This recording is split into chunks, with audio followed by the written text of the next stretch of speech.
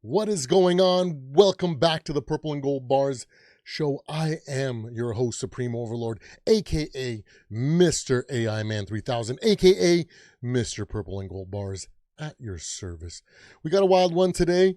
Let me see if this is sweet. So that didn't even break. Okay, cool. I was expecting everything to break after I set it all up and Streamlabs would not go live, but we got both the vertical, we got the horizontal, we got all the ways that you guys could like having your stream set up. So I want to get right into it because I've been thinking about this the last couple days. I've been busy, getting some Christmas shopping done. So sorry for the lack of as many lives as this week. As you can see here, my voice is still a little bit raspy, so it hasn't I haven't 1,000% gotten better, but we will get there. But I really wanted to talk about Mr. Cris Carter. I want to react to it a little bit here, and I know Coach Holcomb definitely reacted and went a little bit too hard. And first and foremost, I do want to say I do respect Mr. Cris Carter, what he did for our Minnesota Vikings. He was a solid possession receiver, and it is what it is. Sometimes you forget the hardships that you kind of started your career with and almost became a nobody. Had some other team, our Minnesota Vikings, had a little grace with you, Mr. Cris Carter. Hey, what's going on? Samuel, I emailed you. Guess what? I found the tracking number. I emailed you the tracking number. So use that. Go to your local post office, give them that tracking number, and they will figure out where it is and get it rerouted to you. That way you can get it, because it should be there by now. Okay? So here we go. Let's get the intro started, guys, and we're going to go in a little bit hard on Mr. Cris Carter here.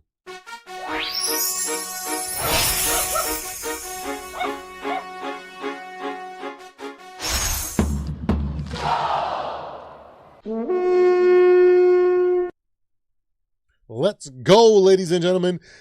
Get the intro out of the way. But this started with Emmanuel Acho pointing out something that is very obvious about Mr. JJ McCarthy, okay? Young man, 22 years old. The guy's got the clutch gene. He has the ability to put on the cape and the willingness to put on the cape and do everything in his power to win, regardless of how bad the game's going. We've seen legendary quarterbacks do that time and time again. Do you guys remember a game where a certain somebody was 28-3 and everything wasn't going right, and they had to go, turn things around no matter how bad the first part of the game was, and something miraculous happened? It's as if he was able to put the cape on and put the team on his back, and that's something that not a lot of quarterbacks have in this league. Mainly, the guys that I've been talking about and highlighting, Mr. Sam Darnold, Daniel Jones, in our division, Mr. Caleb Williams, as well as Jared Goff, this generation's Phillip Rivers. You know what I'm talking about? So I wanted to kind of react to this because Emmanuel Acho does make a great point here. JJ McCarthy does have the clutch gene. Regardless of what you want to say, he has it. We've seen him come away with clutch plays in certain situations, especially against that Lions game where it wasn't pretty either. He was probably like a 40%, 45% efficiency that game. And he's been playing at around 30% ever since. And guess what? He almost brought it back against the Ravens. And he came away with a touchdown drive against the Bears. If only the special teams and the defense were able to hold up, that probably would have been a comeback win for him. But, it looks like Cris Carter, woke up on the wrong side of the bed that morning, because he says, "Did you watch the first 59 minutes? Yeah, we did." And that's what happens when a rookie quarterback is in his 5th game starting. Like, a little bit of grace. Remember the team that gave you some grace, Cris Carter, and took you after you got cut from the Eagles for being a freaking a user, a drug abuser, from your own mouth and your own admission, right? Let's take a look at Mr. Cris Carter's, what happened to him, and let's look at his early career. Let's put that away. Let's check out his Wikipedia here. Let's talk about his first 9 games in the league as a Philadelphia Eagle. He came away with 5 catches, 84 yards, and 2 touchdowns. Ooh, wow, he was clutch then. He was the guy, he was legendary in his first 9 starts. Man, you could definitely see it right there and then that he was going to be a Hall of Famer, right? Oh, man. And then, in year 2, got a little better. 39 passes for 761 yards and led with 6 scoring receptions. Ooh. He became the Eagles' primary red zone threat. Wow. And then what happened shortly after the end of his second year? He had a falling out with Coach Buddy Ryan because he was a surprise cut going into that preseason. And Carter himself, Mr. Cris Carter himself, admitted that he was released because of his abuse of alcohol and drugs, including large amounts of ecstasy, cocaine, and marijuana. What if people were as harsh on you, Mr. Cris Carter? What if our Minnesota Vikings didn't show you some grace and look at you and go, hey, you're just a young kid trying to figure it out. You make mistakes. You're learning. You're growing. Maybe we'll take a chance on you. What if nobody took a chance on you because they're like, this kid's a drug addict and a loose cannon. Let's just cast him aside. You'd be a nobody right now. Yeah, that's right. You'd be a nobody, Cris Carter. But guess what? By the grace of God and by the grace of the Minnesota Vikings organization, you got a second chance. And what did you do with that second chance? What did you do after you realized you had to overcome the stupidity that you had as a young player? You became a legend.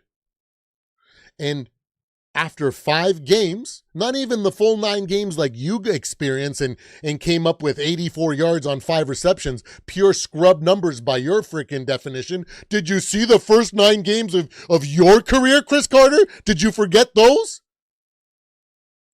Absolutely. You know what? And I will say, I respect Cris Carter for what he did for us. I went back because I didn't start watching fully a Minnesota Vikings season until the first season of Brett Favre's season, 2011, I think. The first 2 seasons that I watched football, I didn't really have a team. I just knew that I was introduced to the league by a college friend that said, hey, you're into MMA, you're into boxing, you're into contact sports. How come you're not into football? And I'm like, I don't know. I thought it was stupid growing up because how are you going to sign up to get beat down or get hit? That sounds stupid to me. But then I grew up and then I was like, hey, let me check out this video that my roommate was showing me. And I was like, whoa, Adrian Peterson, half man, half amazing. Woo. And then I was all about just football in general, trying to figure out my ways as a fan. I basically just watched the superstars. I'm not going to lie. I was like Julio Jones, Peyton Manning, Tom Brady, Adrian Peterson, LaDainian Tomlinson, watch the big names because I didn't know who to cheer for. I didn't really even know what I was watching yet. And then when Brett Favre took over, I knew Brett Favre was a thing because back in 96, I actually was a young high school boy and a neighbor of mine invited me over for a Super Bowl party, which was Green Bay Packers versus, I forget who they played, but I remember that Brett Favre was the guy that led that team to a Super Bowl. And then in 2011, when he became a Viking, I was like, ooh, I'm going to have to pay attention to the Vikings this season. And alongside Adrian Peterson and everything that happened, I was like, wow. And then slowly and surely, I became a Vikings fan. So I did my due diligence. I went and researched. I learned about Alan Page, the Purple People Eaters, Fran Tarkington, Cris Carter, Randy Moss. I learned about all you guys, and I grew appreciation and respect for you guys for what you did in a totality. Did I go back and go, a 4th-round pick? Man, the Vikings should not have taken a chance on him. And if I would have had my way, I would have seen the scrub that he potentially was. Not 5 catches for 84 yards in his rookie season. That's garbage. Why did we even bother? No, I said, wow, look at the totality of his career and what he was able to do from that crappy first season that he had and to what he actually became. The power of grace. If the Minnesota Vikings didn't give Cris Carter or show him some grace and give him a second chance, he would have bounced around and probably became a never was. So big talk coming from a guy that was basically, could have been a guy sitting at his local pub going, I almost had a chance of being somebody, but, I was drinking and drugging, and my coach cut me, and nobody ever gave me a chance. Man, imagine that. Absolute buffoonery. Let's be real, guys. JJ McCarthy has what every freaking everybody wants to see in a quarterback. The thing that Baker Mayfield has, the thing that Peyton Manning had, the thing that Eli Manning had, the thing that freaking Tom Brady had. The ability to freaking put on the cape and say, you know what? I don't care what happened the first 59 minutes of this game. Right now we have a chance to win, and I'm going to pull it out of the fire. What more could you want? Yeah, he's growing. Yeah, he's developing. Yeah, he's got a lot of things to overcome. But just like the Vikings showed you some grace, you should give the same grace to the rookie now and at least wait until he's played a full freaking 16 games, or at least a big enough sample size to go, hey man, wow. Unbelievable. He had such a rough start to his season. And now look at the last 2-3 games where it actually started coming together. And look how awesome he's looking now that we can see what it's like when his clutch gene takes over after he's played a great game or even just a good game.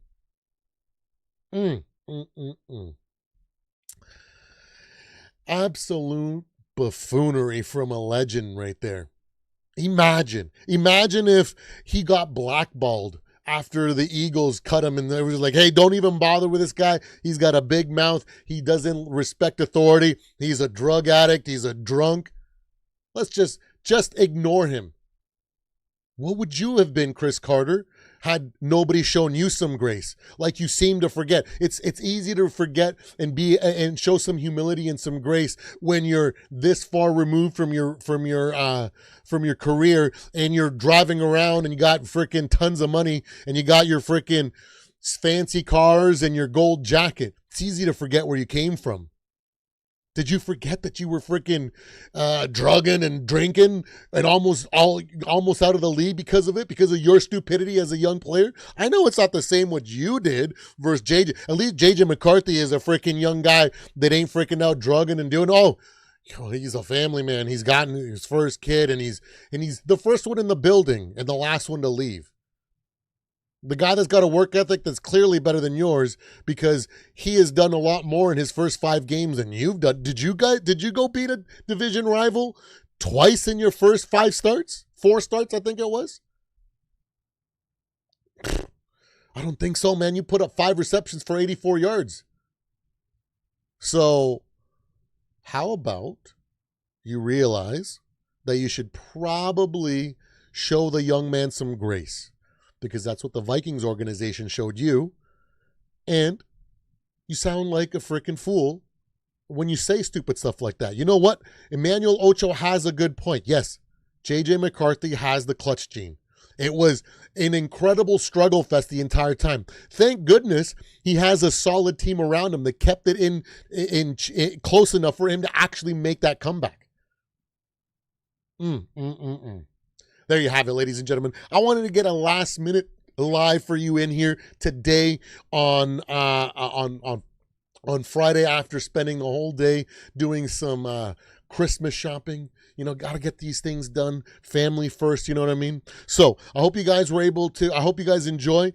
Don't forget to hit that like and subscribe. We are on the road to 500 subscribers. I hope to get there by the end of the calendar year. Tomorrow, I think I'm going to do a bunch of hot take reviews. I'm going to get a couple maybe in the morning, and then after I have an appointment here at 2 p.m., maybe in the evening, round out a bunch of stuff because we don't have the Real to Sports podcast. We are on a hiatus for the next 2 weeks because the host is going to the Raiders game, and then Thanksgiving the following weekend. And we want to make sure that you guys are focusing on family. Don't feel obligated to come join in a random football talk. Plus, all the guys other than me are in the States. So I had my Thanksgiving back in October because us Canadians have Thanksgiving in October. Pretty weird, huh? But anyways, guys, I really appreciate you guys. I love every single one of you guys, even you, Cris Carter. Even though you've forgotten where your roots came from, not a good look. I hope you guys have a wonderful day. Take care and have a good one. Love you all.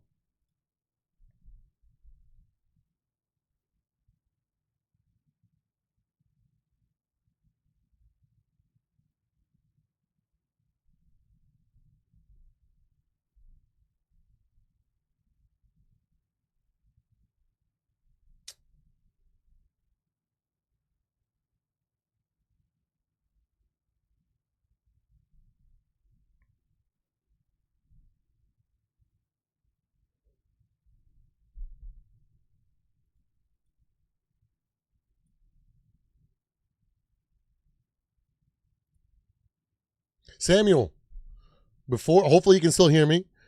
I'm gonna go to the post office and find out what it is. I need you to email me your correct address because I think that was the problem. They were having a hard time finding it because I think it was a little bit off from what you sent me. I'll email you as well.